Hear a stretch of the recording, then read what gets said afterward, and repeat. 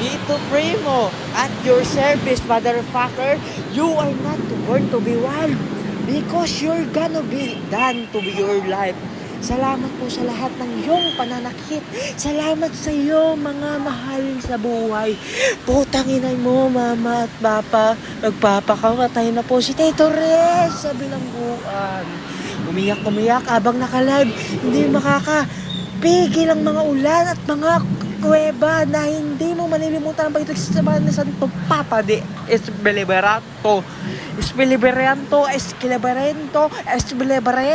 Eleberendo. Salamat po sa iyo dahil hindi mo naman nalilimutan ang kasama ng iyong puso't isipan.